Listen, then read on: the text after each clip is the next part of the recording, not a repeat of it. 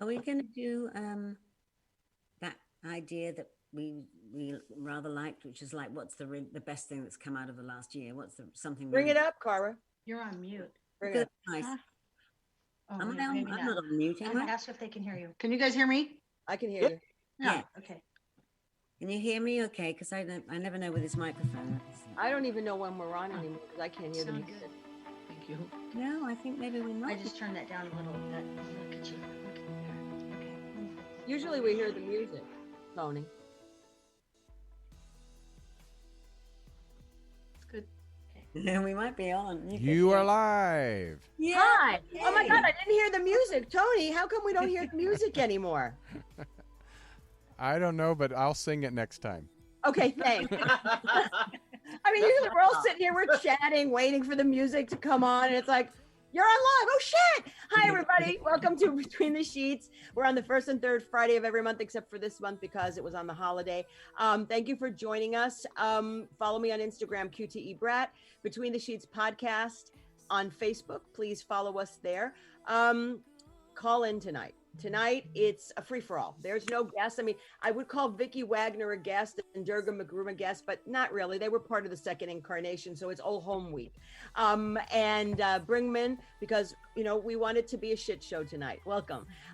Between the Sheets has always been a roller coaster ride of insanity, potty mouth girls, and we're going to bring it to you sort of, I think tonight is going to be probably what originally I had in mind, not really moving away from controversy, just taking it on. So we do want you to call in, Republican or Democrat, it doesn't matter, but I will tell you the rules. Be kind, be kind. No slamming, nothing. We want your opinion. We're all educated, so please give us an educated opinion, and we don't have to agree with you and you don't have to agree with us, but I really would appreciate some sort of decorum when discussing when you have the floor. That's all the rules I'm going to ask. We don't have to follow those rules, but as a caller, you do. So, so let's go around the room. We have Tony working the keyboard tonight. Thank you, Tony. Happy New Year. We have Cara Noble in the house. Woohoo! We have Valerie Milano from the Hollywood Times in the house. Ow! We have Cheryl Murphy, our on-site sort of groundedness in the show. And I thought it was really important that she's here tonight because of what we're going to discuss. Then all the way from Rome, but she's been here a while, is Durga McBroom. Yes, I'm good old Hollywood right now. Yeah, right, exactly. And then we have, as I said, another veteran of the Between the Sheets podcast show, second incarnation, Vicky Wagner. And you're up north right now, right? Is that where you live? Yeah, Sacramento. Sacramento. So I just want to start off, even though I didn't hear the song, you guys heard the song. It was a friend of mine and a friend of Cara's, we know her, Terry Nunn. And I know that she got extreme backlash now for playing at Mar-a-Lago for New Year's Eve. Oh, let me give you the number, 323-524-2599. Now, a lot of people were very upset because she played there. Mm-hmm. A lot of people were upset, especially the LGBT plus community, because she played there. So it was a no-win for Terry to play there. Looks good. Oh. Now, what I guess, you know, I did call her. I didn't speak to her, but I called and left her a message, not thinking, you know, she would probably want to talk about it. But, you know, I called to give her my support because as an artist in any field of artistry, it shouldn't be about politics. It really shouldn't. Music is universal. And especially in a time when, you know, artists aren't making money, you know, it's a job. So I don't fault her for doing it. Need some cash. Yeah. I mean, if I was her publicist, to be honest, if I was her publicist or still her manager, you know, how I would have dealt with it is I would have sort of fed it out to my fan base, letting them know, you know, in advance, sort of to curtail the backlash so people would know in advance. But for whatever reason, their team chose not to. And again, I don't know the reasons and I'm not going to fault them. They chose what they wanted to do and how they wanted to do it. But I felt very badly for her even though she did do an apology, by the way. But that's a shame. She I doesn't did have to apologize. exactly. She She didn't didn't need to. apology, but she didn't have to. Right. And then, and a lot of people, like in her band, when the backlash hit, were saying, I wasn't there, I wasn't there, I wasn't there. So, I think I wanted to open the discussion for you guys, what you think and what your feelings about it. And I don't think Terry's a turncoat. I don't think she, I know her personally. She has always been a supporter of the LGBT plus community. And just because you take a gig in Mar-a-Lago and it's all Republicans and they're not going to be masked, you know what? Hey, look, we take that chance every day walking around town. We're masked. She was masked. Obviously, you're performing, you cannot be masked, but she was there doing a job and she was being paid to do a job, and to have politics and all this stuff come into play, I think that was very wrong for people to come down. So, But Gaye Ann, let me interrupt you because it's, you're kind of giving her a pass because you know her and everything. And I'm not against her, but every other artist has been judged for the exact same thing over the years, whether they played at Bill Clinton's inauguration or whether artists were telling Donald Trump not to use their music anymore. It's a pretty well-known thing that if you go perform for somebody, that the fans are going to get pissed off because they believe they own your entity. So while Terry did need the money, I agree with that because, like you said, during COVID, people who are in the music business or anybody who, depends on ticket sales, they had slim pickings. So, I mean, I get that, but you can't give her a pass just because, of that. She has a huge gay fan base. She's performed at LA Gay Pride several times, as you know. And so the fans, I think, feel like they also were there for her. And I think that they feel she let them down. Can I tell you Differently. performer? Yeah. I am a performer. Right. You couldn't pay me enough money to set foot in that hellhole. I'm sorry. Right. And the fact that she has been so supportive of the LGBTQ community, and then to go and perform for some elitist party for someone who has actively been working to remove rights from my LGBTQ friends is outrageous. And I mean, I'm not going to say how I know, but I know it wasn't some like wildly, hugely paying gig more than some other one. More than anything, it was a vacation at Mar-a-Lago. And to threaten to screw up your career behind that kind of misstep was just ill thought out. Right. Irresponsible. Wow. We see, I don't see it like she did it for the money. I don't think she did. She didn't. She's not a political person anyway. But when I read it on Facebook and I could see people getting angry, I immediately didn't feel that way at all. Even though, I mean, the world's gone mad. So what difference does it make? And I'll tell you how I see it. A big deal of difference to the No, people. it doesn't, because let me finish. Right. Let me finish. Because she's had a year of not being able to perform. You must be dying because you're not performing. And I just think, well, she went to a crazy party. She can tell stories for the rest of her life. That you can't say that. She went to Donald Trump's house. She went to Mar-a-Lago. Yeah, but good for her. I mean, we're all stuck at home. She got to go to Mar-a-Lago and talk about it and sing and perform and made some people happy. But she knew what she was doing, though. When she Yeah. stepped foot, when she accepted the contract to Mar-a-Lago, she knew what she was doing. She knew what she was getting into. Actions have consequences. So she can't do something and then say, oh, I'm sorry, I did it. You do have that. I mean, remember, look what happened to the Dixie Chicks when they didn't like George Bush. I mean, they rolled over look at Sinead O'Connor, what they did to Sinead O'Connor when she did the thing with the Pope. They took a bulldozer and they rolled over her CDs. So even Durga can attest, in the music industry, they know they have those consequences. So you have to know that you're taking that step, that you're actually, hey, these may be the fallout, and you got to be okay with that. You have to weigh that all out. Let me She's say going to say something no. else. None of us Let me do. say something else.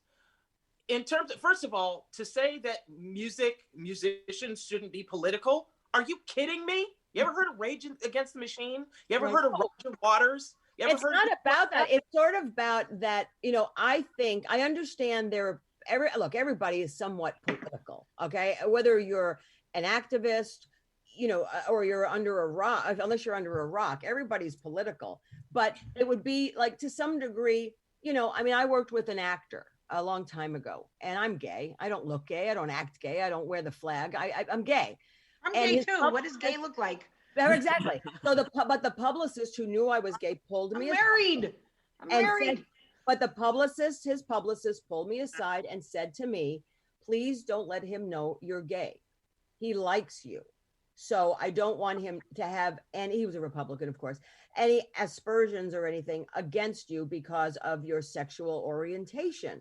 So, Wow. you know, it is out there. I mean, things like this are out there and we know the consequence. I mean, you know, if I really gave a shit, I could go there and say, you know what, such and such, I'm a big fucking lesbian, too fucking bad. You know, you got to work with me anyway, whether you like it or not. But, you know, I chose not to do that because I needed a working relationship with someone. So I understand that. I wasn't finished. I was going to mention something about this. What you just said, you actually had the choice to not say anything. Mm-hmm. Some people don't really have that choice. And for her to take that gig is really indicative of her privilege because she could. I mean, would I ever accept a gig with a man who used to clear the floor in Atlantic City of all the Black employees because he didn't want to see them? Hell no. But I can't walk into a room and pretend, oh, I'm not Black. Or didn't rent out houses to them, Durga. Remember the apartments in New York? Remember him and his father didn't rent out to Black people in the 80s? Come on.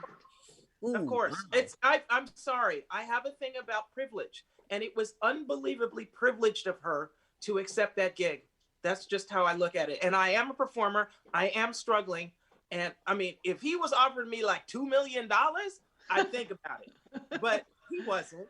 He wasn't no $2 million gig. And to potentially throw away my career for a stupid party and a few days at a resort in Florida with the devil, no.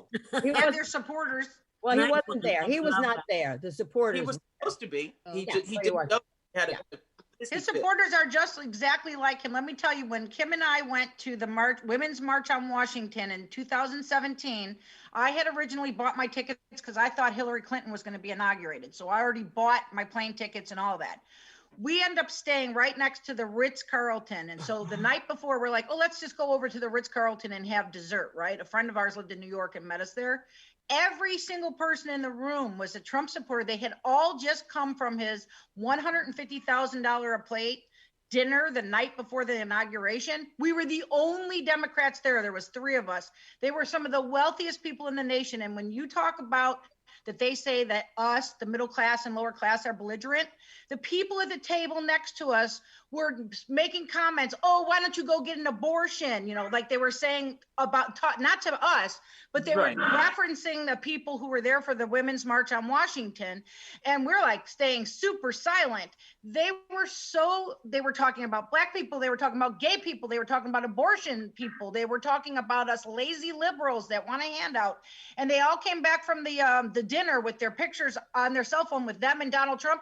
All of them had a Tiffany bag that was about, I don't know if you could see me, like that big, the biggest Tiffany bag you can ever imagine, full of all their stuff that they had just got. Every single one lady was decked in her biggest furs she could have. The most, probably had like millions of dollars of diamond rings. They were so belligerent. And then they had the balls to talk about us being belligerent. If you guys would have heard how they were talking about us, all of us on this podcast would have been talked about, because we're not the 1%. Right. They could give a shit less about any of you. So for what Duke is saying, you know, they hate us. They literally hate us. Yeah. They hear less about us. And you know what? I'm sorry, but I think Terry Nunn taking that gig was a bad move on her part. And, you know, apologies, that's lip service. Give me a break. Apology. She had to at that point, because gay Twitter dragged her. Dragged her. And rightly so. I could never look any of my gay friends in the face. And I'm sorry. Integrity matters to me. Integrity matters. And I will not prostitute myself for a paycheck to somebody who would just as soon own me, literally. You know what I'm saying? Because he would. If he could bring back slavery, boom. They all would. Yep, that's all right. Of them. Well, you make some beautiful points there. It has to be said. I really understand both of your points of view. It's just that, like, right now, the world's gone mad.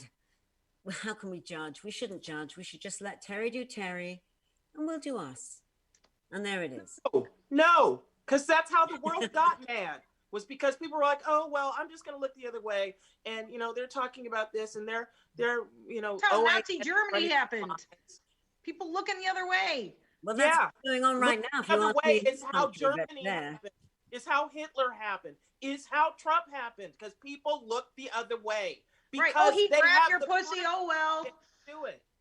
Sorry, this pisses me off. What if he grabbed your pussy? Would you mind then? I mean, I can't believe the man even got elected because of either. Don't put me in the Trump camp. That's not.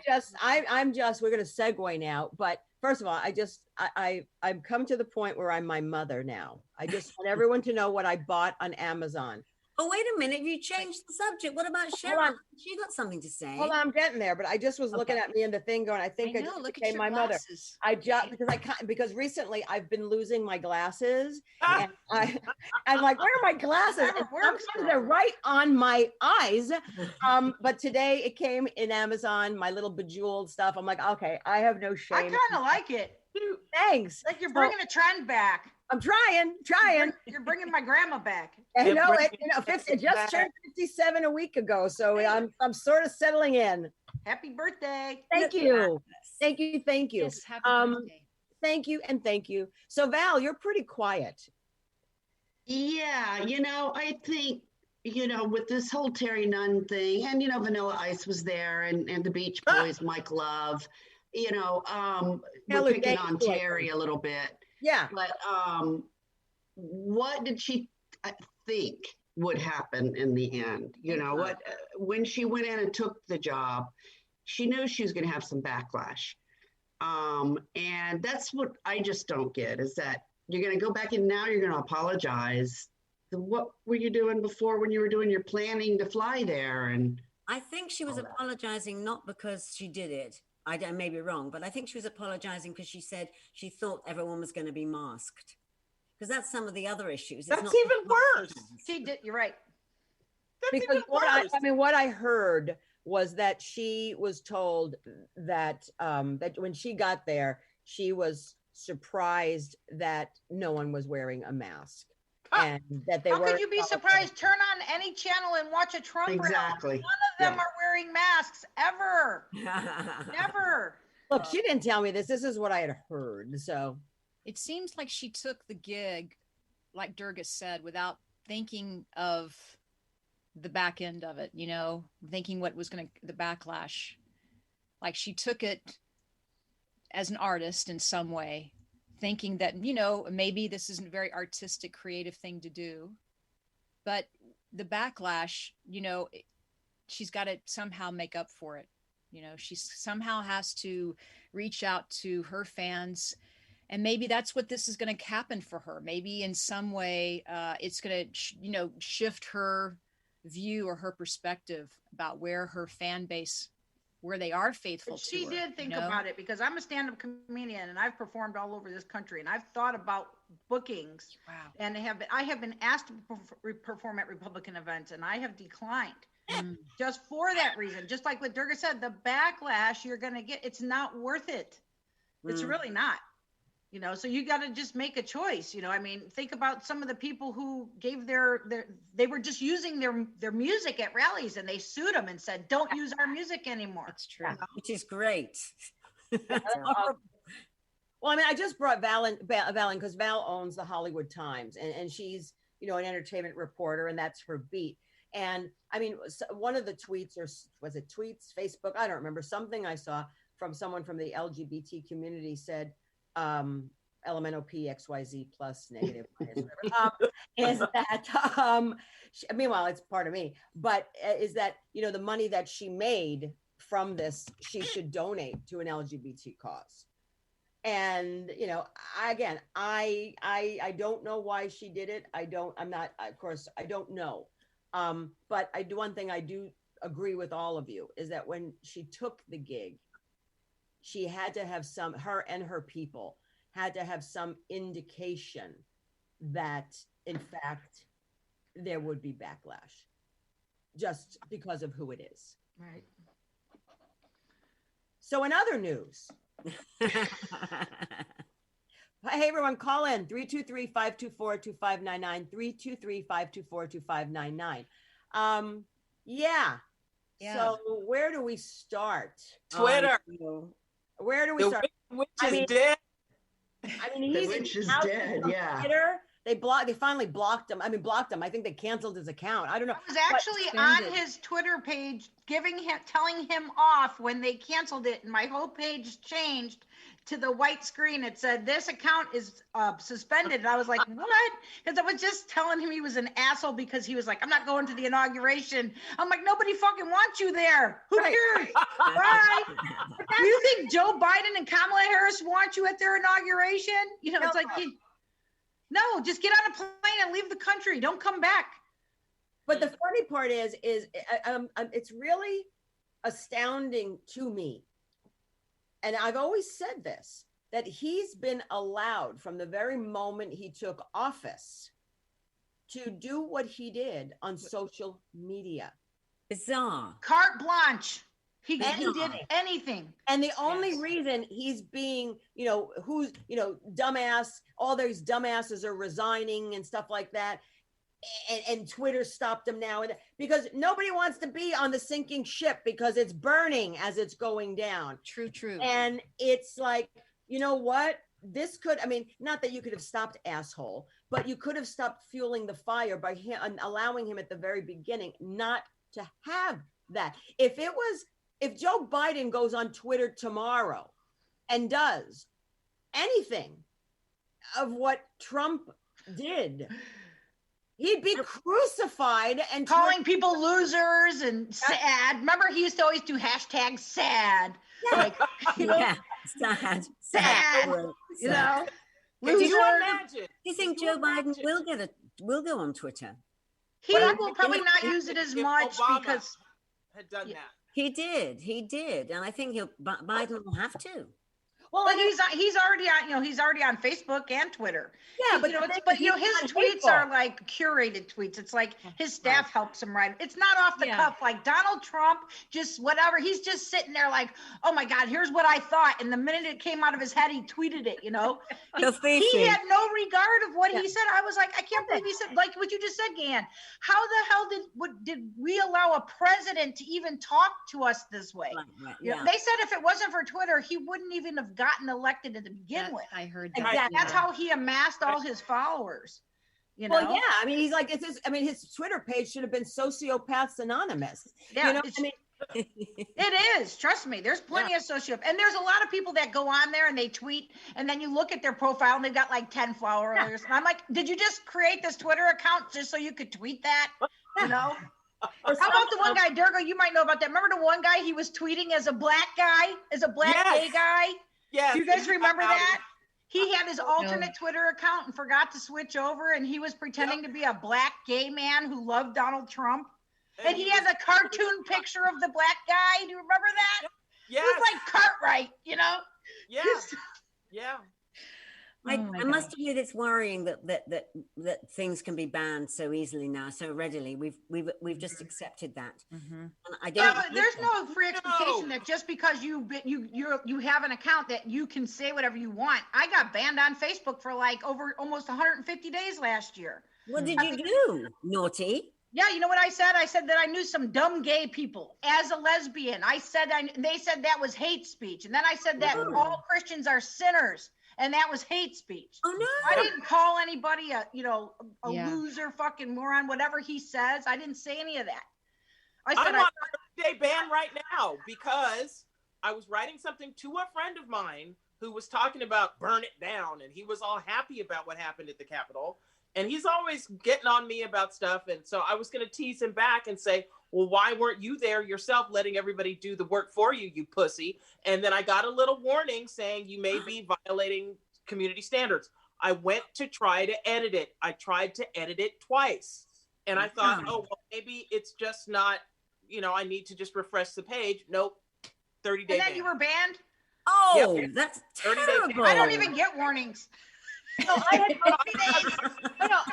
got banned once from Facebook, and it was about, I think I called Mitch McConnell I didn't call him anything nasty. I just said something about not white privilege, but it was something in that vein. It wasn't even a really horrible derogatory cuss word, which I'm known to do. But it was just saying that this guy is a lunatic, but in very nice wording, but putting my point across. I got banned. That's horrible censorship. We can't allow it. We're giving in. Okay, none of us want to hear from Trump again, but again, censorship. It's happening so much now in this country. But wait a minute. They should have censored him a long time ago. That's He that was allowed to incite a riot where insurrectionists swarmed the Capitol because of his instructions and his goading. There And it's is been going on for weeks. For censorship. And I mean, we all knew the guy was not going to leave, like, obviously. Yeah, we knew And that. I was sitting waiting to see what he was going to pull out of his ass before we left. And look what he did. And, the guy is, certifiably. Lit a match and burned it down. Yep. Insane. Yeah. Well, am I the only one that thinks that when he even first got elected, that he's on social media and he's on Twitter all the time? That was just so odd for a president. Yes, in the first very place. odd. Terrible. Very odd. We went from the most eloquent president that we've ever had of all time to the most bottom of the barrel guy. And like what you were just saying, I know. How is this man talking to people in this manner? And we're okay with that? Like, I like to think I'm an Air Force veteran. I was in the military, so I'm a true patriot. And like most of the Republicans who want to claim they're patriots and never got off their couch with their Mortal Kombat, that's what they think. But I like to think my president is a commander in chief. So when you're in the military, the president is literally the commander in chief. And when you have to think about the chain of command and the respect that is given, even to give somebody a rank just above you, you expect them to be a lot more moral, like, they should be moral. So to have a president of the United States who's the top of the chain of command, the commander in chief, for him to be behaving like that, I'm astounded that this country allowed him to be that person.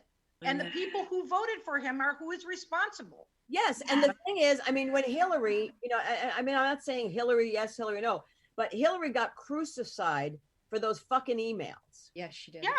For those fucking emails that no one read about. It was those that she was using, I think, her personal account for email. You know what? Okay, fine. Illegal. They crucified her for that. And yet this jerk gets on Twitter. And, and look, Obama was on Twitter. Michelle was on Twitter. But they, and other presidents that had Twitter or Facebook accounts, but, they were leaders. Right. They put things out eloquently. Right. They had decorum. It's about decorum. It's about bringing people together. And he utilized the social media tool to divide a nation even further. It's like he was running the country from Twitter. He was running the country from his Twitter was. account. He was. Triggering people, just triggering emotions. And Dude that's was what sitting on the toilet at 3 a.m, gacked off his face, tweeting about furiously, I know what Coke spew looks like. I'm a musician. So he sends out 15, 20 tweets at 3:05 a.m. What do you think he's doing? Right. He's sitting on the toilet, all like Adderalled out, just like, Ew, it's just so gross. It's like, The weird thing is, I never followed Donald Trump. I did. I didn't want to follow. I did. I never followed him But for some either. bizarre reason, he came up anyway. He'd be there anyway. It's like if If you chose not to, they were going to ram him down your throat, Cara. But Cara, even if you didn't follow, I followed him because I wanted to know, what is this man saying?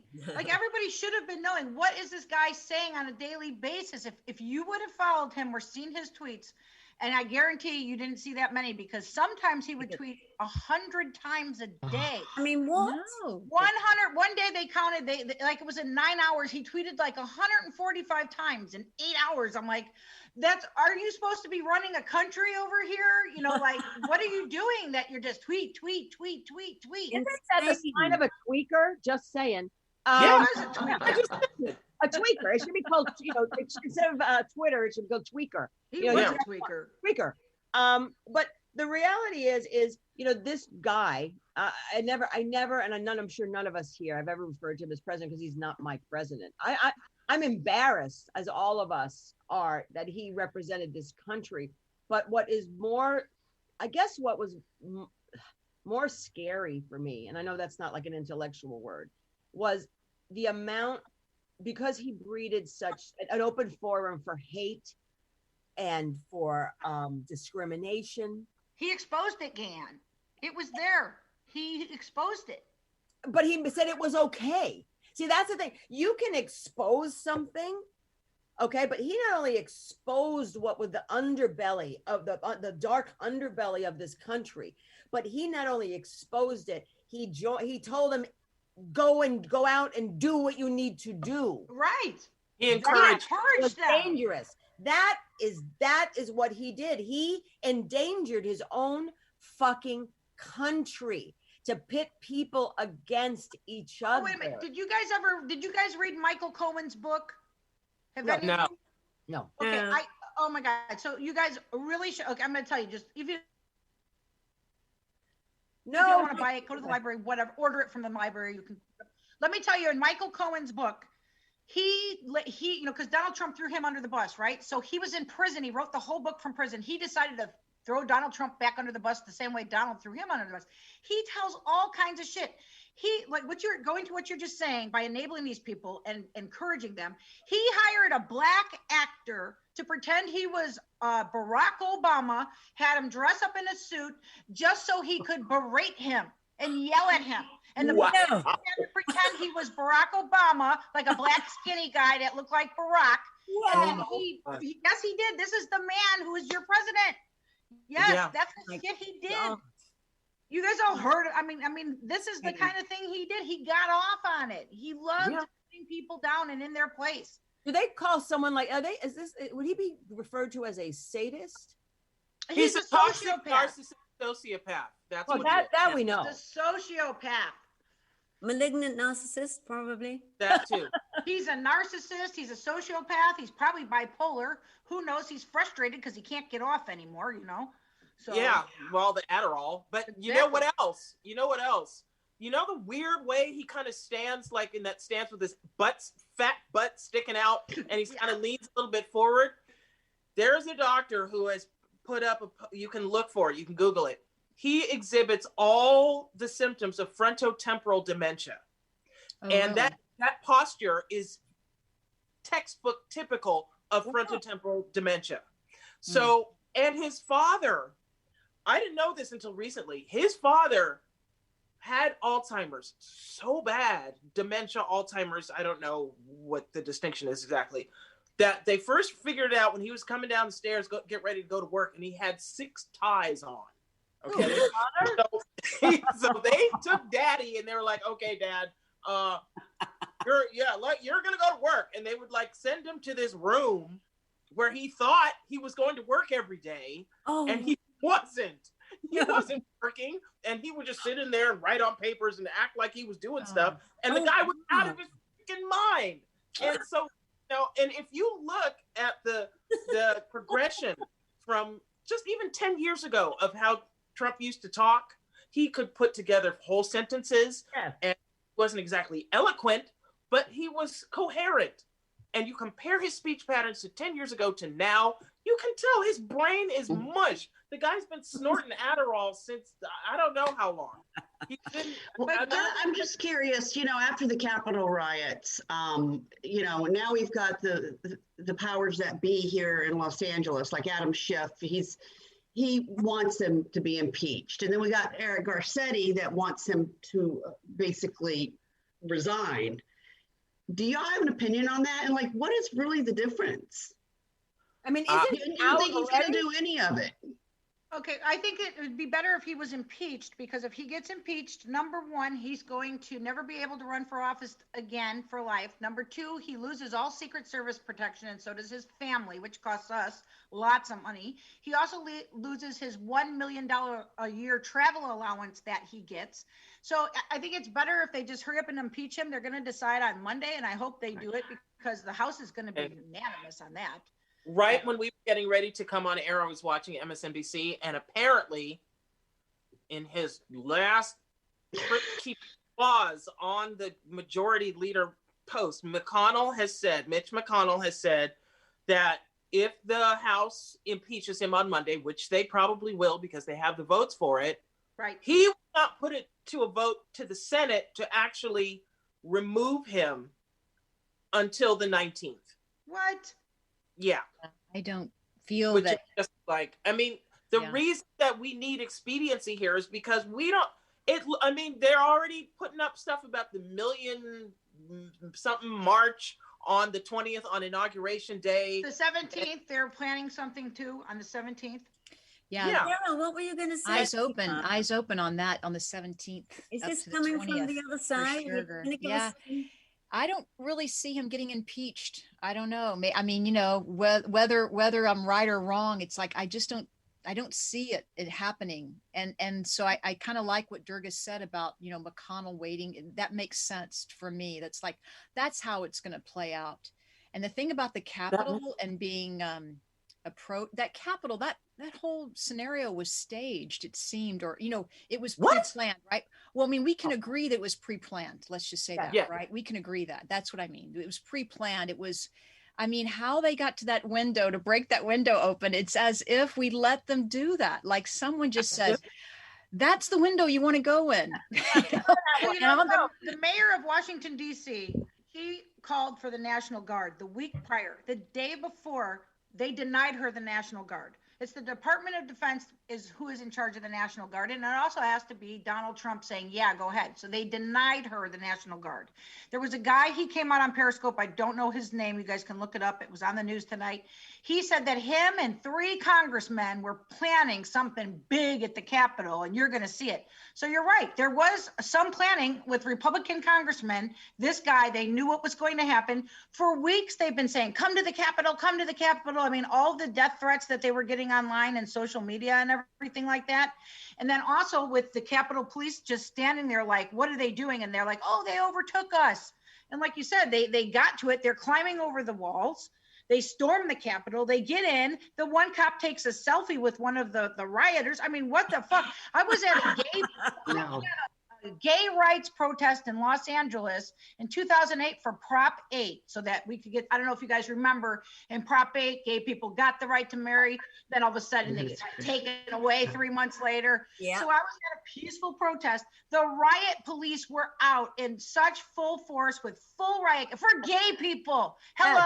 What was some gay gonna sprinkle fairy dust over them or something like that? I mean, how bad is it when you got to have your riot gear against a gay people, you know? Right. And what's even worse is apparently on the Capitol Police Force, there are 2,000 Capitol policemen currently on the force. They had 500 on duty. Right. 500. If you look on my Facebook page for my New Year's post, I said, if you live in DC, I would evacuate between January 5th and January 7th. I knew what was going down. What kind of policemen are these? But I'll tell you something else. They apparently, some of the people that broke in had maps, knew exactly where to go, because it's not easy to find some of those offices. To find Pelosi's office, they were directed there. It was an inside job. And then you see the pictures of the guy with the zip ties. Yes, exactly. 11 Molotov cocktails, 2 pipe bombs, right? An automatic rifle. I mean, this was a setup from the inside. And what was going to happen, they were going to kidnap and hold the legislators hostage, start killing people until they changed the vote and made. That's what their plan was, 100%. Durga, 100%. Well, here's my question for you guys. I mean, I read somewhere, I mean, I'm reading like a little bit in pieces everywhere, but that the some of the people that were petitioning or advocating that the recalls and the recounts, that they should lose their seat. What do you feel about that? Oh, Absolutely. 100%. Personally, I think that, you know, one of you ladies had mentioned the right to free speech. Yes, you have the right to free speech. However, when it is to the detriment of your entire country, where you're telling so many lies repeatedly to get the people up in a frenzy, it's like cult nation. It's like these were cult leaders on the nation. And then you had somebody like Ted Cruz, who just 4 years ago was talking about how dangerous Donald Trump was, that he should not be allowed as the president, that he will incite violence. They showed the tweets tonight on CNN. I took pictures of it. That, you know, he was denouncing, Donald Trump. Then he comes out as one of his most ardent supporters and said, we love Donald Trump. God bless Donald Trump. This is, ruining democracy. And you're stirring up a frenzy. Like you said, you have free speech, but you can't yell fire in a theater. That is what he was doing. Ted Cruz did it. Hawley did it. The other people did it. The other 6 senators did it. They were stirring everybody up into a frenzy. So when that guy, Simon and Schuster, said, we're not going to publish your book, just like you're talking about Terry Nunn earlier with the consequences of your action. Now Simon and Schuster is not going to even publish his book now. They're like, no, we're not going to publish it. It makes me wonder then, why would he have done it? I mean, it hasn't worked in his favor if it was him. So who did send in the rioters? Because I'm sure they all clowns. They all did. Donald Trump did it. Mike Pence did it. Ted Cruz did it. QAnon, right? I mean, I think the Democrats they all supported this, but Pence got upset because then he started hearing that the supporters were gonna lynch him outside, and they were gonna kill him up on the grounds of the Capitol. They said they're gonna hang him from a tree out there and hang him. Yep. But let me put it to you like this: if you're in a house and you got a bunch of people, and you got one guy who's like, we got to keep everybody inside because if they go outside, they'll find out that they have freedom. We got to keep them in here. We got to make up some reason. And this guy stands up and goes, there are lions and tigers outside. You can't go outside. You got to stay in here with me and let me take care of you. And all of his buddies and his sycophants and all of that are like, yeah, he's right. There's lions and tigers outside. And they know there's no lions and tigers outside. And the more gullible amongst the people in the building freak out, grab their guns, and start shooting out the windows, killing people outside. Who's responsible for that? Everybody who went along with the lie. That's right. True. So the thing is, there was that one woman that died. I know. It's, she died, but you know what? She posted on her Facebook page and her husband confirmed she was a diehard Trump supporter who was also a QAnon conspiracy theorist that believed that and said that they needed to take back their country. And they were happy to go out dying for their cause. Just like the guy who had his feet up on Nancy Pelosi's desk. He said, if we have to go out with blood, it won't be my blood on my body, but I'm going to die with other people's blood because I'm going to kill them first. I mean, this is their mindset. Their mindset was to go in. How about the lady who was maced? And they said, well, why did you do it? And she said, we're storming the Capitol to take back democracy. Although, wait, I saw a picture of her. It looked like she had an onion in a rag that she'd wiped on her face to make it look like she'd been maced, and she wasn't actually maced. I don't know. I saw some on YouTube. I saw the footage of the policemen actually opening the barriers and letting the people in. Yep. What the fuck was that? Because they were in on it. A lot of the policemen flashed their badges. There was a lot of off-duty policemen. Remember I said 2,000 people on the force, only 500 were on duty. A lot of off-duty policemen showed up in plain clothes, in their own clothes, flashed their badges, and got access into the building for some of these people. And that woman who died, you know what she was doing when she got shot? No, what? They put up furniture as a barricade so that they could evacuate the congressmen and senators. There was one exit left they could get out of. I saw somebody was saying today, they could see them bashing on the glass trying to get in. And they had piled up this furniture. And when they finally broke through the glass, she was one of the ones trying to break through to get She was in the window people. Climbing through when they shot her. Yes. That's right. Yes. I mean, if somebody was climbing through my window right now to try to get in and kill me, and I had a gun, I would shoot that person. That's the I have a gun. I'll shoot your ass. And Yeah. the lady that I just bought a gun. You just bought a gun. I'm going to just switch really quick, just to give this woman kudos. And I'm going to mention her name, Stacey Abrams. Of course. Yes, big time. I mean, that woman Fair is fight. amazing. She did the day. I don't know. She should be given an award of some sort of the Nobel Peace Prize. I don't give a fuck. But that woman, what she has done for this country, not only the state that she's in, what this country. Well, she did it for Democrats. Can't say for this country because there's 74 million people who will disagree with that's you. The thing. Democrats, and yes, we have some fervent Democrats as well. I mean, with either political party, you've got, the extremes. Okay. Right. For most of us that are, at least the Democrats that I associate with, we're level-headed to some degree. We're not sociopaths, and we're the kind of people, and I refer to all of us here, is, if the Democrats fuck up, we're not going to sit there and say, no, they're wonderful. No, they fucked up.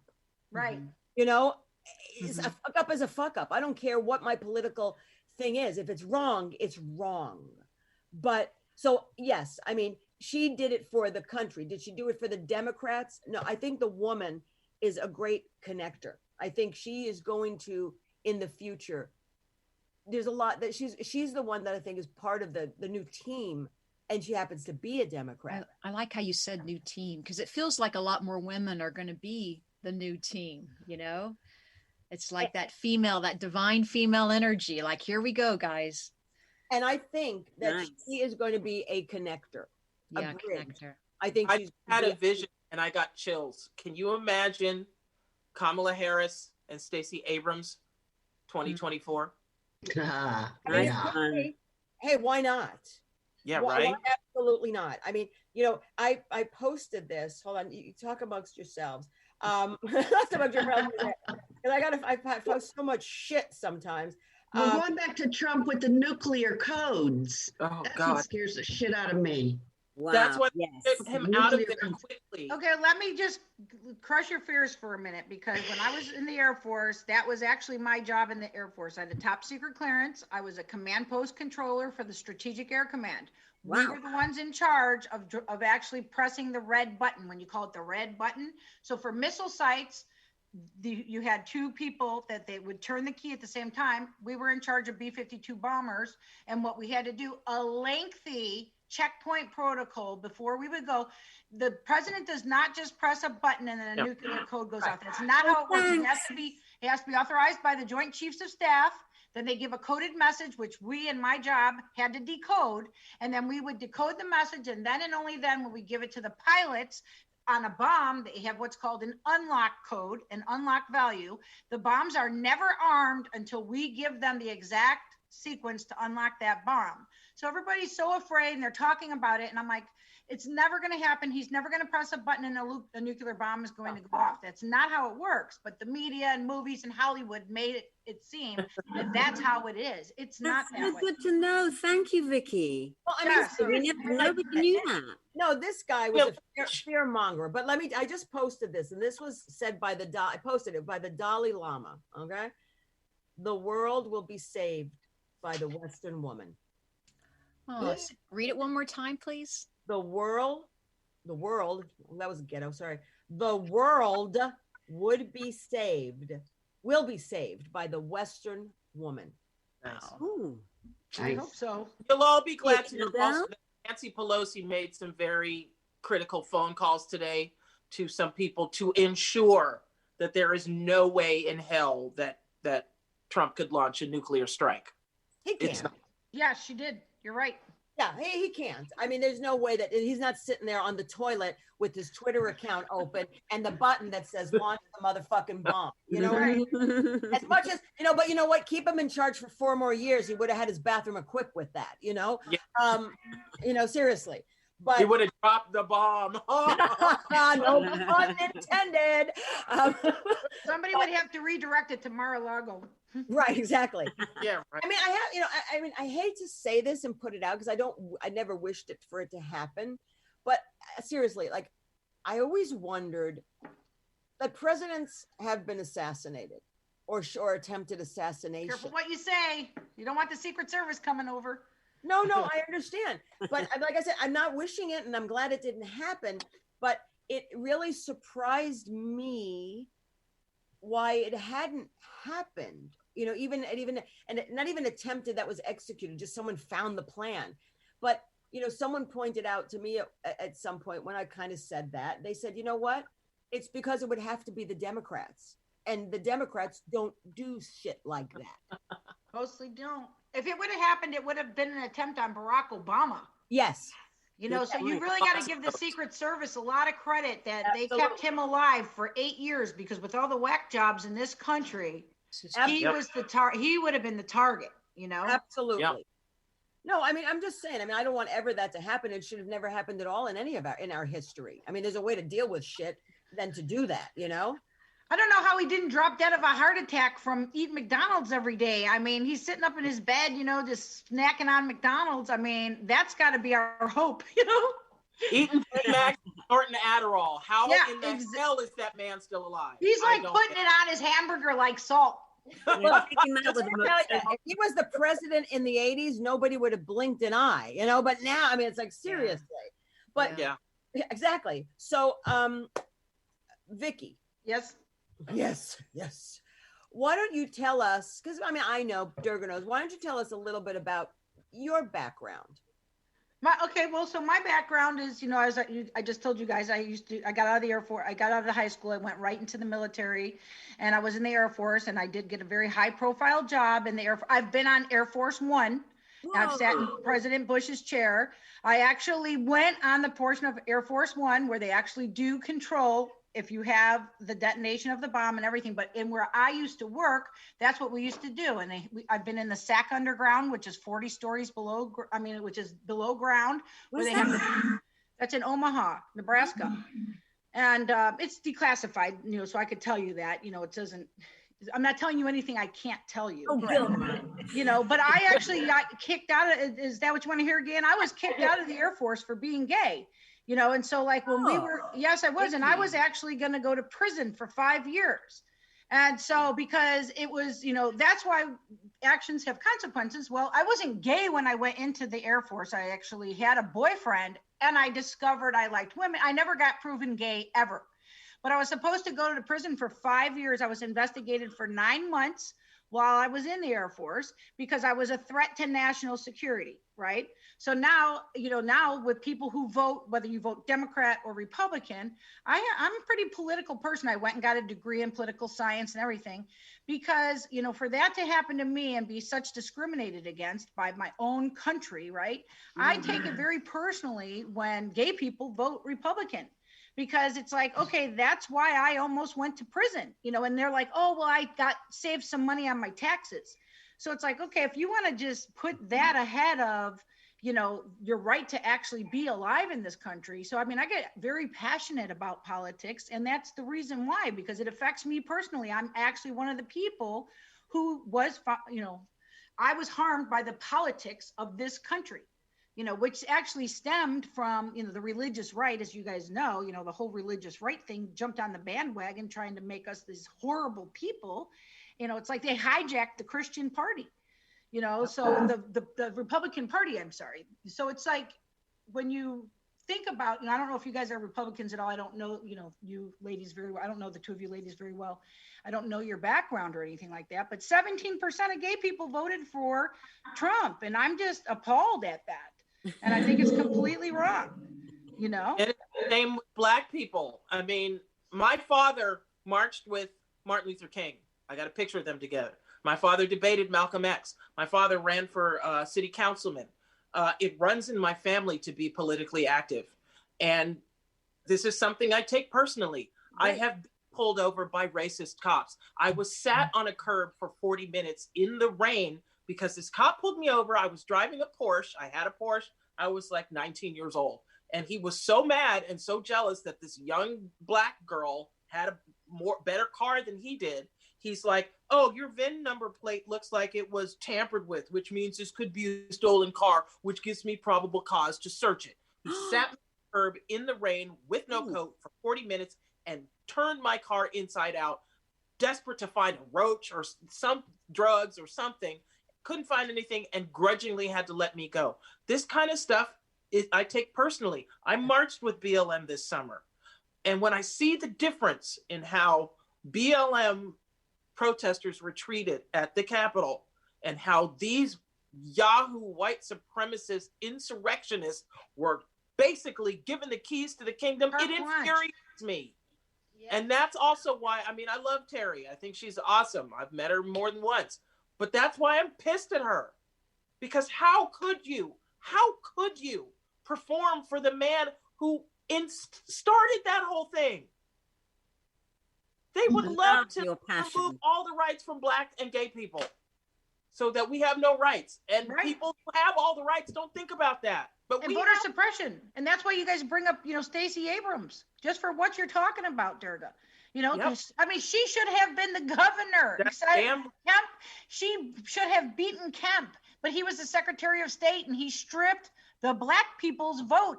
Yep. And that's why she got so passionate about her, project. I donated to it several times because I'm like, we have to have it fair, and that's her thing. It's fair. I forgot the whole name. It's fair and something voting, And so just for what Durga was talking about, I mean, that probably happened 30 years ago and it's still happening. Still happening. They're still just beating and they're like. That's what I'm saying. Integrity matters. Okay, somebody just tried to say that the George. Someone just tried to say. I'm a whore. Durga, I'm sure. I don't know if you heard this. It just came out. Someone tried to say that George Floyd was faked. Oh, what? Yes, I just read it on Twitter that they're now trying to claim that the George Floyd death was faked. Oh. It was staged. Just like Sandy Hook was staged and the Pulse nightclub was staged. Now they're saying George Floyd was staged and that Black people just wanted to destroy the country. But that's what people do. That's what those kind of people do. Not only politicians, I'm sure we've met people in our lives that are like that. They are in denial when they're losing power, when they're losing credibility. So what they end up doing is grasping at straws, being delusional, creating bullshit and the thing is, it's just insane because the majority of people know that what's coming out of their fucking mouth, just like Durga said, there's lions and whatever out there. They know it's bullshit. And that's the problem. You've got not a lot of leaders. You got a lot of wolves. And that's why there does have to be censorship. And you've got a lot of sheep. And if people are comfortable in what they're in and it doesn't affect them, they're not going to get involved. They're going to look the other way because the minute anything around them is tampered with or touched, or they're going to have to change, they freak out. So a lot of this shit is that people don't want to change. And these people, by fucktard, opening up Pandora's box, it's going to take fucking Biden and Kamala a lot. So people shouldn't expect tomorrow or the day after everything is going to be resolved. We got to fucking cut him some slack because this guy opened Pandora's box. Now, it's not going to go back to the way it was. It's not. No, it's not even going to change. It's we are divided. Correct. So it's up to, that's why it is a unity. It's for each of us to take care of each other. Maybe we're not politicians and we're not, but without our own little microcosms and being on Twitter and on our own social media and saying, yes, we need a change. But the people who want to change for the positivity need to align, because you cannot have unification with people that amongst themselves are divided. Yeah. But you do also have to call out people's lies and prove their lies to them. Absolutely, because otherwise we're just as guilty. We're just as guilty as turning the other way. So even though he opened up the Pandora's box with the sociopaths, okay, we need to speak, the non-sociopaths need to have that voice just as loud. Because one of the first trying. Yeah. One of the first things I think that the Biden administration needs to do, this desperately needs to be done, is to reinstate the FCC fairness doctrine. There has to be consequences for these outrageous sites like Newsmax and Kim and I were just talking about that nonsense, because it's killing people. Yes, it is. It's exactly right, Durga. That Kim and I were just talking about that today because she said, what happened? And I said, the FCC removed their regulations, like, I don't know, in the 60s or something like that. And Reagan did it. Reagan did it. Yeah, okay. That's exactly what happened. And like you said, Newsmax, OAN, even Fox News. Now you have, and Breitbart, you know, the shit they write on Breitbart. Yep. You know, I'm sure you guys know Trump's entire goal before the 2016 election, he never intended to win the presidency. Correct. Yeah. The goal was to start a far right wing TV station to compete against Fox. Yes. That's why he was like, it's rigged, it's rigged, it's rigged. Yeah, it was rigged all the way up till the second he won, because he was going to take all those followers with him, open up he was with Roger Ailes, who's the founder of Fox, and with Stephen Bannon, who was the CEO of Breitbart, and they were starting their own corporation. Well, then 4 months later, Jared Kushner confirmed that was their plan all along. It was like an accidental presidency. And now, right before Donald Trump got his Twitter account taken away, it was literally 7 minutes prior to that, he tweeted, "This is just the beginning." He said, "We are just getting started." Mm-hmm. And his reference was their brand new right-wing media station, which is going to keep perpetuating this bullshit. Yeah. And like what Durga said, if they don't put a stop to it, if you guys think the QAnon people are, I mean, he is worse than QAnon. Well, Val, I want to bring Val into this because Val is affected by those things. What do you think, sweetheart? What did you call me just now? Sweetheart. No. You know, I mean, I have the Hollywood Times. We're an entertainment publication. I really, you know, I have a political writer. I let him do what he needs to do on that end. I'm a Democrat. I loved Obama. I wish we had more presidents like him. And, you know, all we can do is hope and pray that Biden is going to come through for us and Kamala. And, you know, I'm just glad this motherfucker's gone. He's not gone soon enough for any of us. But you ladies, you Vicky and Durga, man, you know your stuff. So I can listen to you right now. It's good. Thank you. If you need another political writer, I'm a great writer. Oh, cool. All right, I'll be contacting you, babe. Okay, we'll be your team. Hey, you know what else? I've been trying to reach Michael Moore. I've been trying to reach out to him on Facebook. Somebody needs to do an in-depth expose documentary on QAnon. It needs to be done. Mask needs to be ripped off of these idiots who have been manipulating people and twisting their minds. I lost a really good friend, somebody I'd known on Facebook for like 10 years who lives in New Zealand, a fabulous artist. She went so far down that QAnon hole, it reminded me of friends I've lost to drugs. You could not speak reality to her. Nope. She was like, JFK Jr. is going to come back and he's going to run with Trump. That was the thing, right? Yeah, that's what they were promoting. His running mate in last year. And then she started like getting worried and like asking me, well, you're like from Hollywood. Are you taking adrenochrome? And I'm like, are you out of your mind? First of all, you can go on Google right now.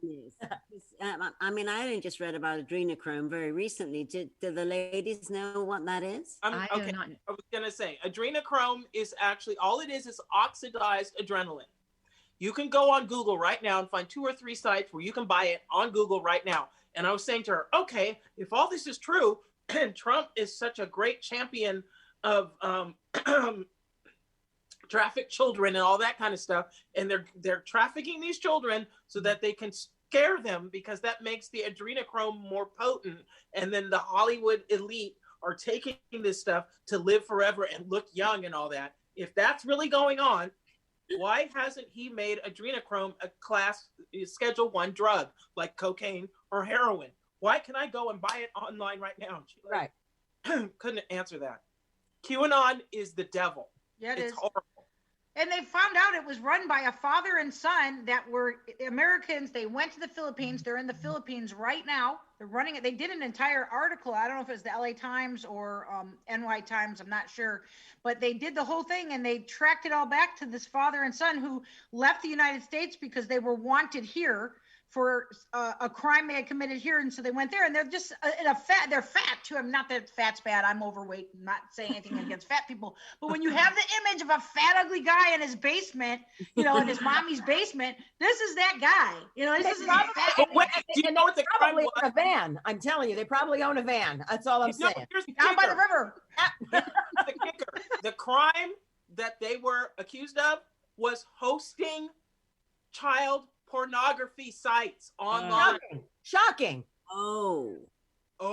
Yeah, and then they have the balls to turn around and say that Joe Biden is a pedophile and the pedophile cabal, they call it a cabal. Yeah. And then you go online, and what Durga said, if you guys have ever encountered any of your friends that went down that, they themselves call it a rabbit trail. That's what they themselves call it.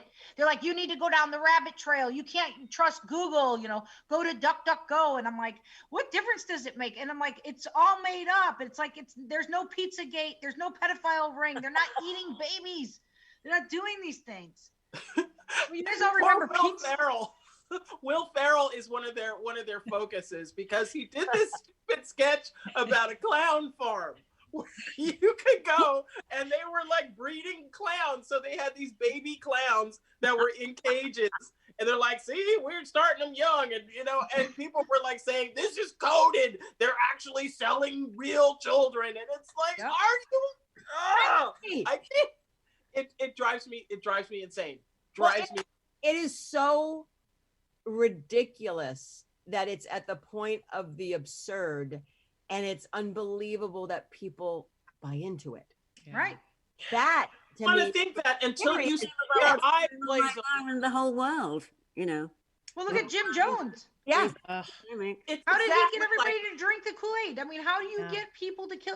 How about that Comet Haley Bop? Remember that? Yes. And Heaven's Gate. Remember Heaven's Gate? Yes. Like, how do you get people to believe in this? I mean, honestly, and I'm an agnostic, I don't believe in Christianity. How do you get people to believe this stuff in the Bible? I mean, people that believe in Sodom and Gomorrah, they've already proven that was a meteor strike. Scientists have proven that was a meteor strike, but it was God came down to persecute the Sodomites. I know, right? And it's like, okay, let's look at the ark. So you're telling me that a duck-billed platypus made it all the way from Australia up to Mesopotamia, which is around now modern-day Iraq, and got on the ark. That's right. Tell me? That's right. What about a platypus? A kangaroo? Come on. You know that. So Cheryl. So, hi. Cheryl's quiet. Cheryl's so entertained tonight. She's quiet. She didn't look, because the three of us used to be on your old podcast. It's like old times, Gaye Ann. It was like me, you, and Durga. Right? It's don't get me and Vicky together. Don't get together. It's a Nobody reunion. Talk but us. It's right. the old and the new, team.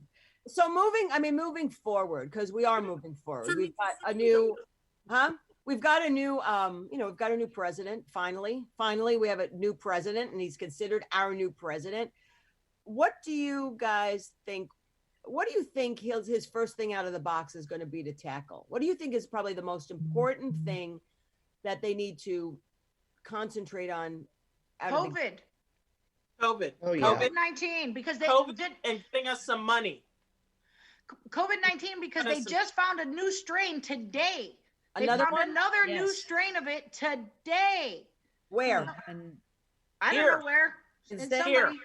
In the U.S., there's a new U.S. variant. Yeah, in the United States, yes. Yeah, in Britain. There was one in Britain, and now there's one in the UK, one in Africa, and now there's one in the U.S. And there'll be another one next month.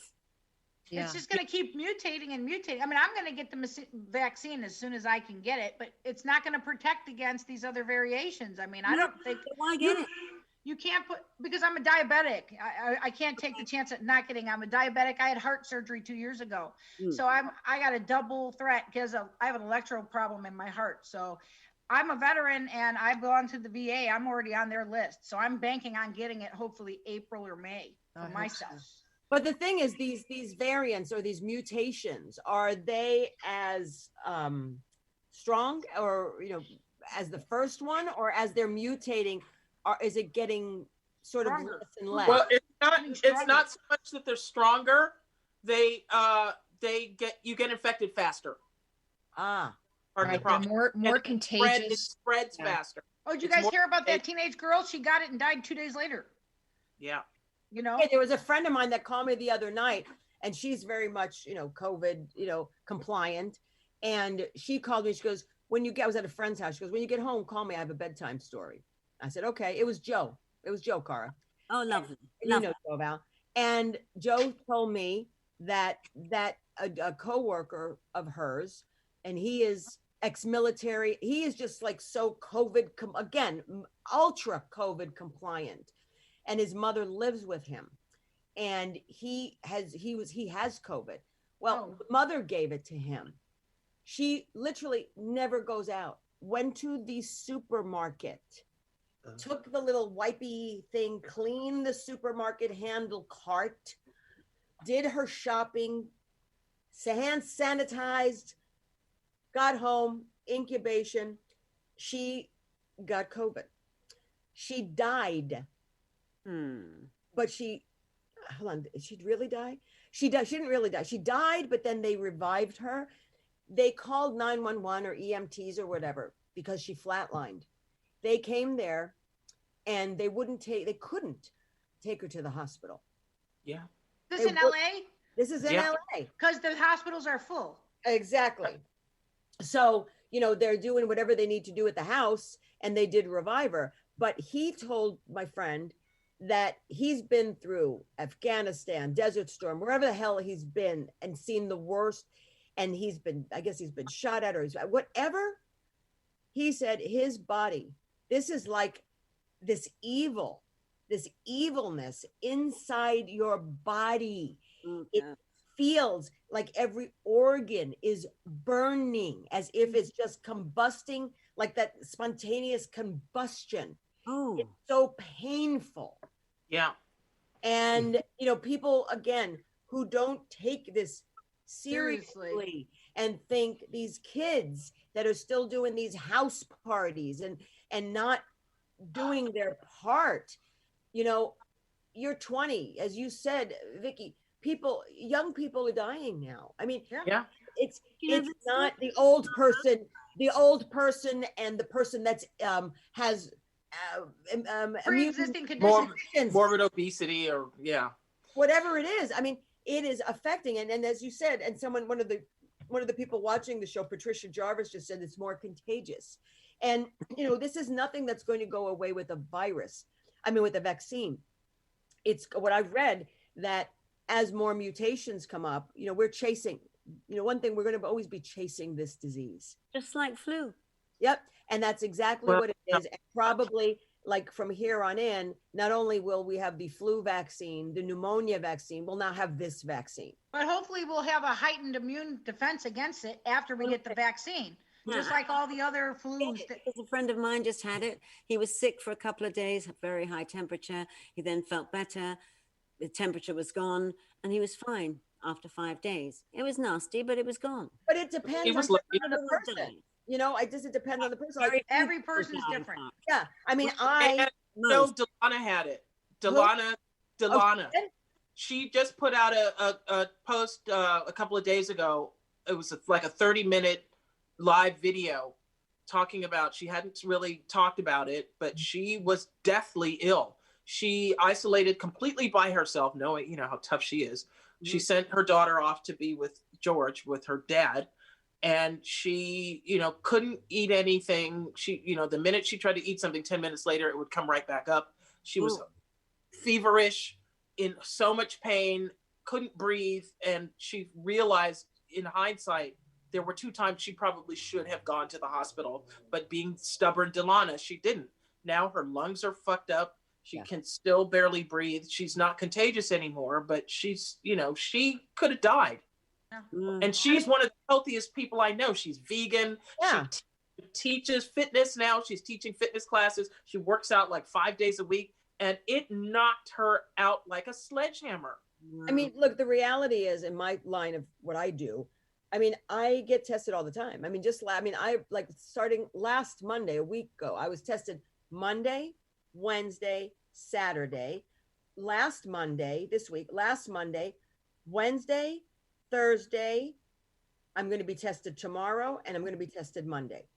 And I've always been negative. And then I just had some blood taken. I've got to deal with my cholesterol, but I'll deal with that shit later. But they took the antibody test, and because I wanted to know now, and it's like, I know I didn't have it because I didn't have symptoms, but I wanted to make sure I didn't have it. And I wasn't one of those asymptomatic people walking around being, you know, what is it called? Typhoid Mary, you know, COVID. Right. You know what I mean? I'll be right.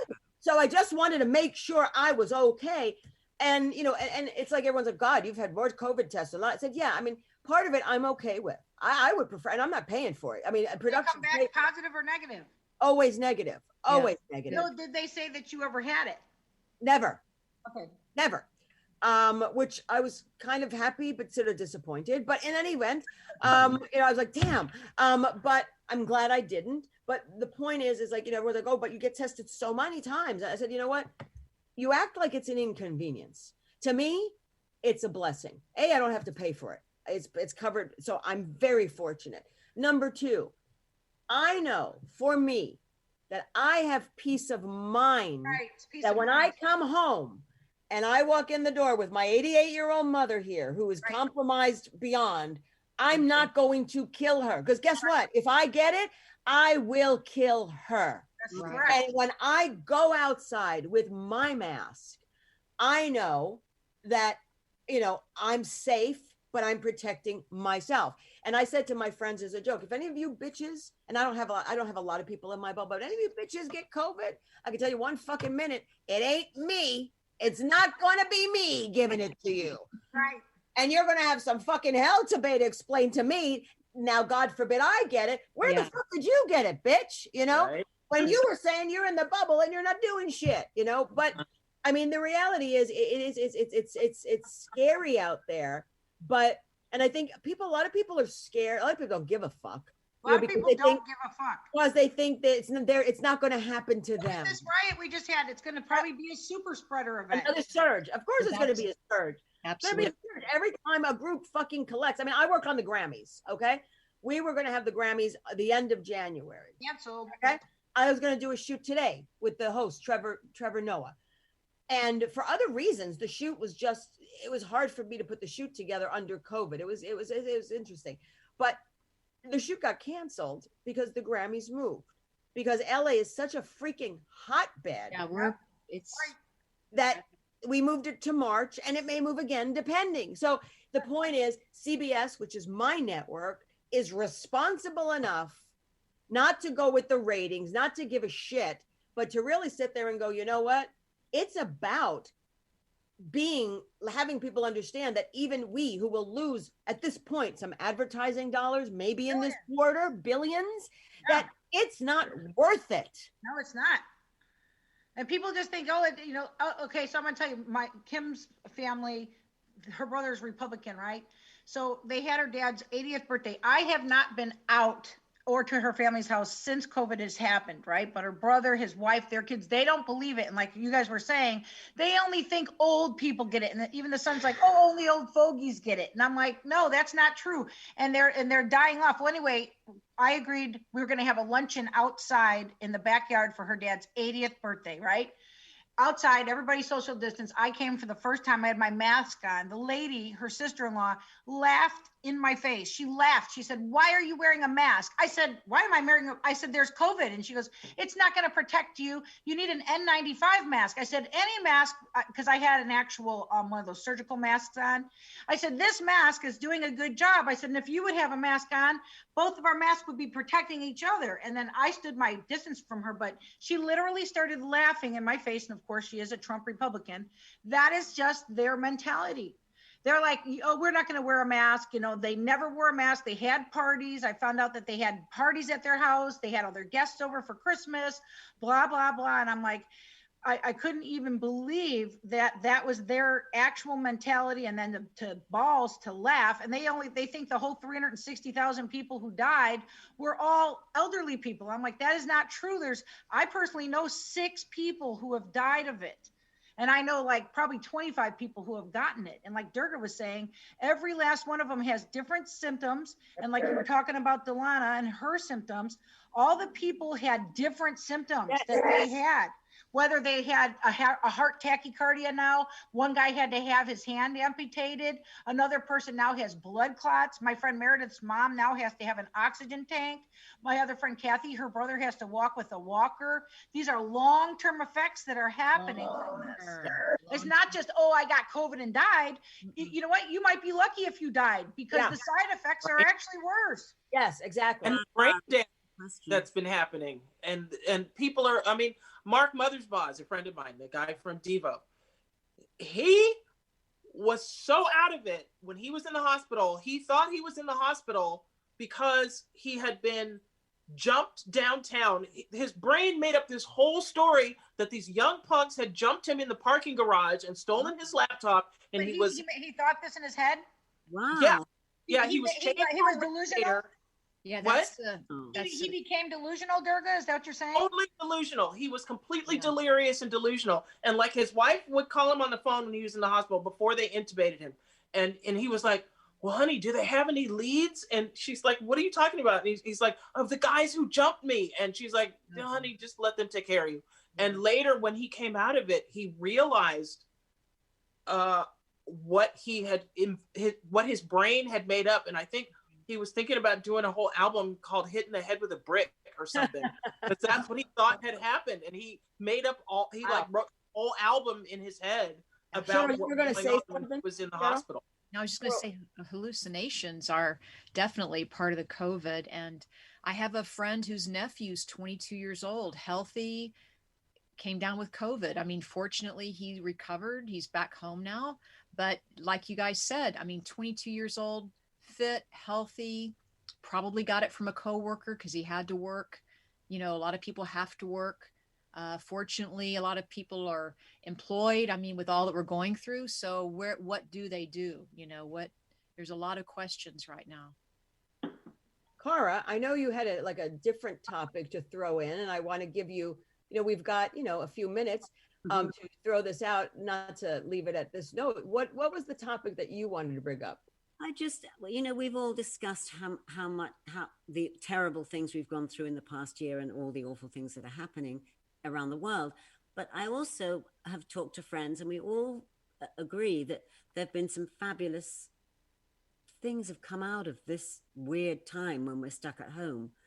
For instance, my sister loves it. She cooks, she just does. She still visits friends. She does the Zoom thing. She's just taken to it. This kind of twilight world that we're in. So I don't know. I was just going to say, what girls, what one thing would you say that is a really great thing that you discovered about yourself or brought into your life last year? I read 13 books. There. Yeah. Holy crap. Okay. I read the Michael Cohen book. I read the Mary Trump book. I read the Bob Woodward book. I read a book by, I read like 3 anti-Christian books. I did. How Jesus spiritual journey then. Yeah, exactly. Well, I've been drinking every day, and I just found out my liver is fine. So that's a good thing. Cheryl, I do have COVID-20 right here. What do you do? You have the COVID-20, Val? Yeah. I did literally gain 10 pounds for real. I did. I refuse. I'm not going to say what I did because I get heat for it. So I lost 32 pounds, and people like that. That's fabulous. Gaye, I haven't seen you in a long time. You look fabulous. Thank you. Thank you very much. How did you do it? How did I do it? Well, I mean, I started eating because what used to happen, eating properly, because, in my field, you're on sets and it's crap food. I mean, craft service. And, when I tend to need to do my stuff, it's like lunch and I don't take the lunch. So I'm grazing the craft service and I'm in my office and I'm on deadlines and the commissary closed and I realize it's 4:00 and I haven't eaten and I go to my boss's candy dish and I start to like inhale all the Snickers and all that crap. Or I get home at 10 o'clock or 11 o'clock and I just like look at anything and just shove it in my mouth. So, what I started doing is I started eating properly, and I realized that, I was eating out of stress, or I was eating out of this, and even though I was stressed and a little bit, we all got a little bit depressed and shell shocked when it happened, I realized to learn, I will eat when my body tells me it's hungry. And I didn't do a diet. I hate that word because I anytime someone wants to put rules on me, unless I have to follow them, because otherwise the alternative is going to jail, I usually don't like to follow rules. So I started sort of going, okay, well, if I want those McDonald's French fries or I want that ice cream, I will not deny myself that. I just won't eat the whole fucking pint. You know what I mean? Which I used to do before. Or, oh my God, I'm so freaking hungry. The first thing I grab is a bag of potato chips, the big Lay's family pack. And, in an hour, like less than an hour, I'm not an hour, but whatever time it is, I'm watching TV trying to wind down from work. And I've just snacked on the whole thing. And it should have been a personal, like the way I would have like mowed through a personalized bag of That's chips. how I got with M&Ms, the Christmas pack of M&Ms. Oh, I went through those. I went through M&Ms. I had my M&Ms like a milk gallon. It was horrible. So, so I realized, I guess for me, what the good thing came out of it is, I guess was I started to take care of my body, I guess, and be aware of things and become healthy. I mean, I still have a lot of vices, but, healthier, or be awareness of what I'm putting in my body. Like I said, I went, I didn't fast. I didn't realize you had to fast before you take your blood test for the cholesterol. Okay. I did. So, and then I'm on this kick right now. This is where it's not so good. Where I'm like, oh my God, every night I have like a glass of milk and chocolate chip cookies. Well, of course you're having dairy every freaking night. You're not fasting. Of course your cholesterol is going to be not so good. So I have to go see the doctor on Monday. I'm going to say, I'll tell you why. I kind of know why my cholesterol is shit. So can we repeat it in like a couple of months or 3 months so we can figure out really what it is? It might be good because you just lost all that weight. I'm sure your cholesterol is going to go down. Well, I mean, it had been down. Like I had a blood test, like what I said in the beginning, and it was fine. It just spiked up, and it's like I'm very aware because my mother was on dialysis, and they do the blood work every week. So I know she doesn't have to tell me she cheated. She went in the refrigerator and got cheese and shit, because when the blood results come up and all her numbers, I'm like, and then when I see that, then I go searching for the Munster cheese or the Parmesan or think of chocolate ice cream. And I'm like, cause it's like, if it's there, I'll eat it. If it's not, I don't. Buying that shit at your house. I do, because I still need to know that shit's in my house, whether I eat it or not. I need to have that safety shit in my house. But, I'm like, God, I bought a fucking refrigerator that has a computer in it, the Samsung one with the computer, and I can hear Pandora. And I'm thinking, the only shit that doesn't have is a fucking lock. I mean, I need a lock. Where's you program your refrigerator computer to say, shut the fucking door? Right. She's deaf. She doesn't wear a friggin' hearing aid. I could be sitting there screaming at her. If she doesn't look at me, it's like she doesn't hear shit. Have it ring with an electric shock, so when she touches it, it blows her across the room. That's what I need. I mean, I guess, I'll go through this. Cheryl, what's your I thing? was gonna say, maybe it's all that holiday eating, Gaye Ann. Maybe it's all the holiday stuff too. Maybe. So easy on yourself about that. Okay. But for me, I have slowed down. Like I was so busy. I love my life. I love traveling and moving, but these last few months have really taught me to meditate more, slow down, simplify, and I'm loving it. I love all the extra time I have, or making more use of the time I have. So yeah, I've been loving it. And Durga? I've gone up and down. I've had phases like the beginning of the lockdown. I just like did nothing and it was glorious. And like last year I'd been saying, God, what would it take? I'm fucking burnt out on touring and going on the road. What would it take for me to have just like 3 months where I did nothing? So you can blame all this on me. All right. But it into the universe. So exactly. I gained a bunch of weight, and then I lost 15 pounds, and now I've gained some of that back. So I've been in and out of health and really looking for my sustainable path to wellness in terms of my body, and juggling that with wanting to stress eat and drink and stuff like that. But the best thing that happened out of this is, because we had a lockdown situation, my sister was on tour in Europe with the Australian Pink Floyd, and the guy who's the lead guitarist is like her best friend.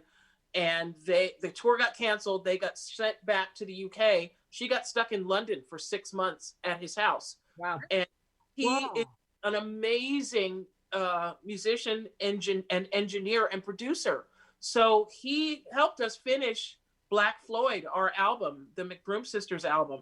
And it came out way better than it would have if this hadn't happened. Bravo. That's awesome. Yeah, All right. I'm really happy about how it came out. All right, we're going to wind down, but I'm going to ask one question and then I'll end the show.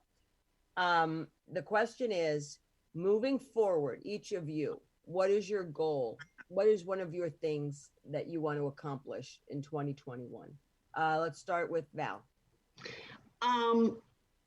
Just peace of mind, I think, trying to just be calm through all that we've been through. And the meditation is the way, Cheryl.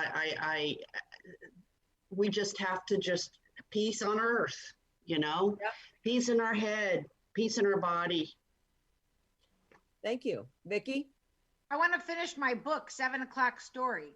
I don't know if you know, on Facebook, every night I was doing a 7 o'clock story every night about all these crazy experiences I had in my life and everything. So I want to finish that book and also do a podcast on it.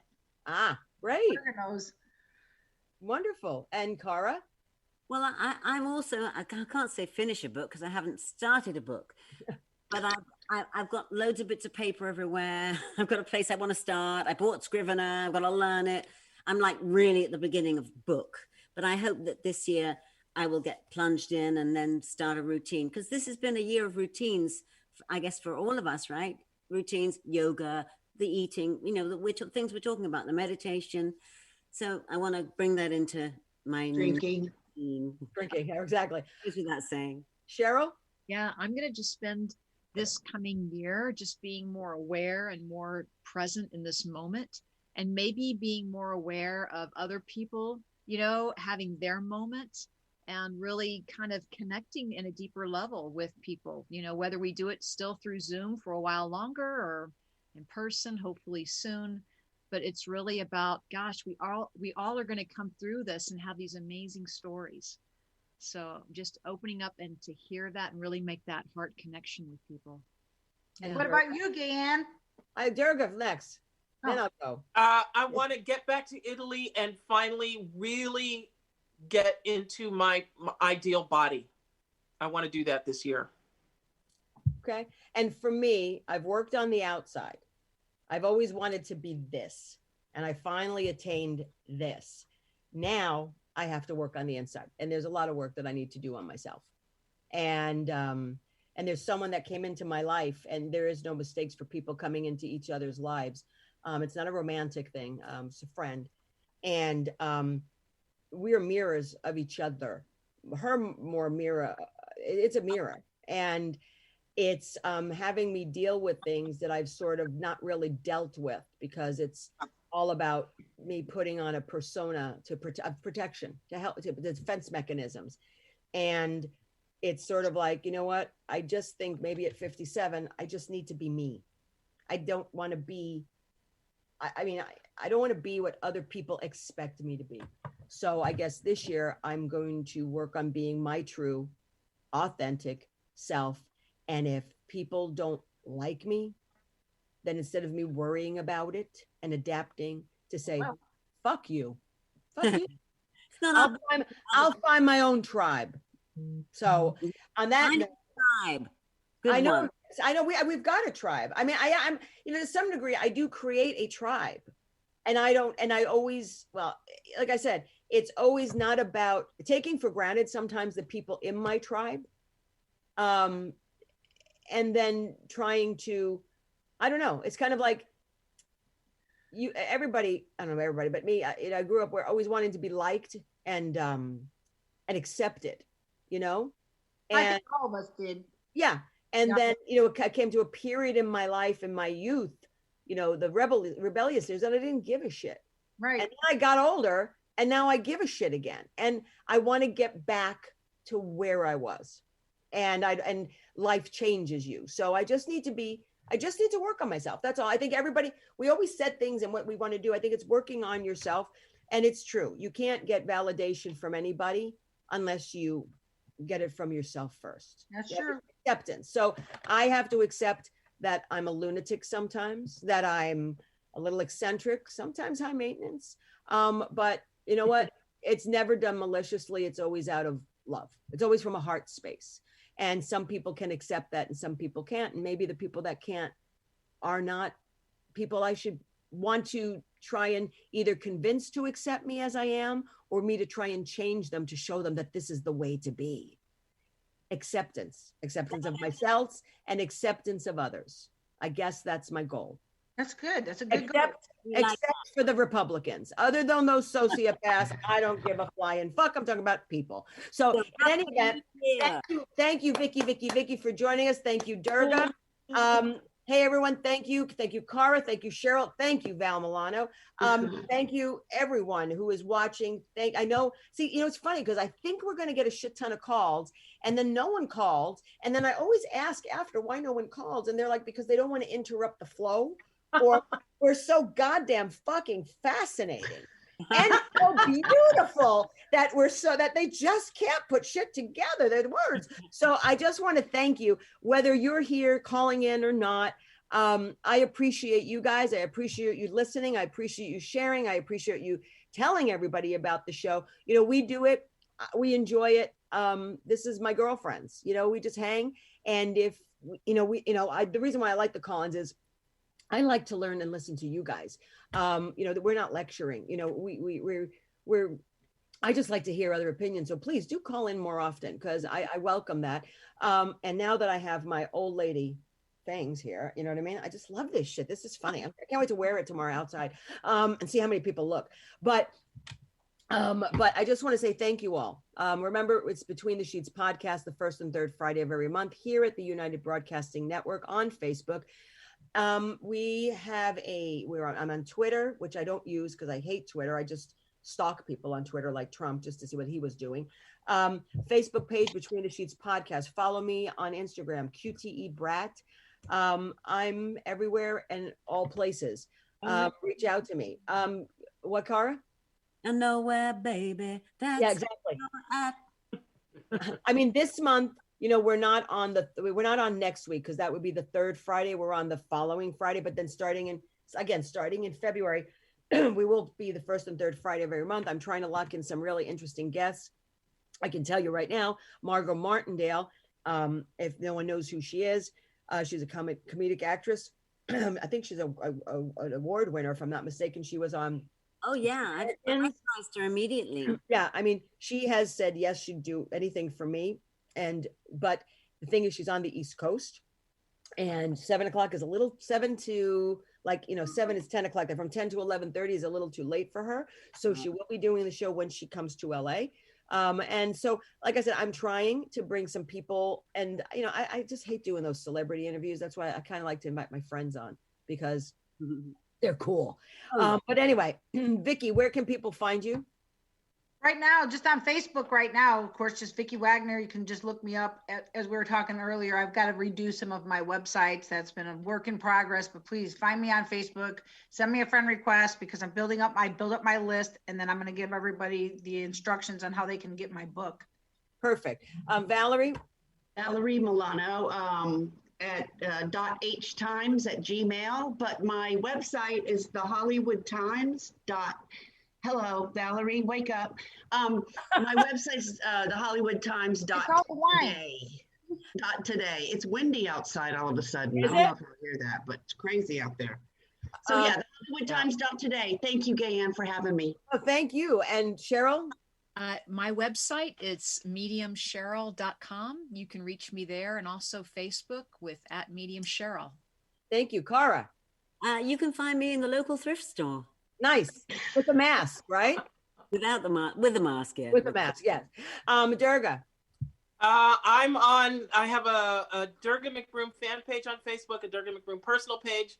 a Pamela McBroom page, which is where I go when I'm on 30-day ban. I have Durga Diva on Instagram and at Mrs. Durga McBroom on Twitter. Well, thank you all. I really thoroughly, I guess we never deal with politics. I actually try and avoid it. Last time we talked politics, Val Milano is chatting me going, maybe we should stay away from politics. So, but, I thought, look, I think just because of what happened, I think we have to bring, I think it's part of podcasting is news media in a way, so I just want to bring just our side to the table, and it is free speech. And I'm glad no one called in that was crazy because I didn't want to really deal with that tonight. But I just thank each and every one of you out there watching. I thank each and every one of you participating in the show. Politics is always a time bomb, but I think this time because the ex-president is a big time bomb. Bye-bye. Yeah, exactly. Bye-bye. Don't let the door hit you in the ass, motherfucker. Right. So, blue is where it is. If red goes, if red can get their head out of their ass and really see what the big picture is instead of hate and discrimination, maybe the both sides will be able to work together towards something called democracy. Maybe. And that is what we have to strive for. So thank you everyone for watching. Thank you ladies for joining. I love you guys, each and every one of you. You make me better. You make the show better when you're on. So thank you, because it would pretty boring me talking to myself. Pretty boring.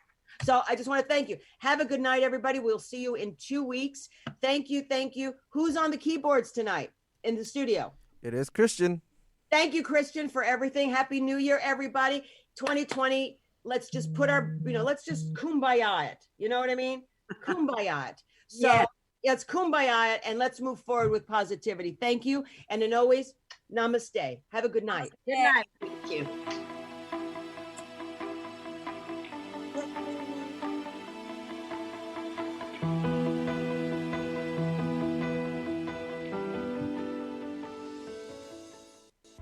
Good night. Good night, everybody. Good night. Good night, everybody.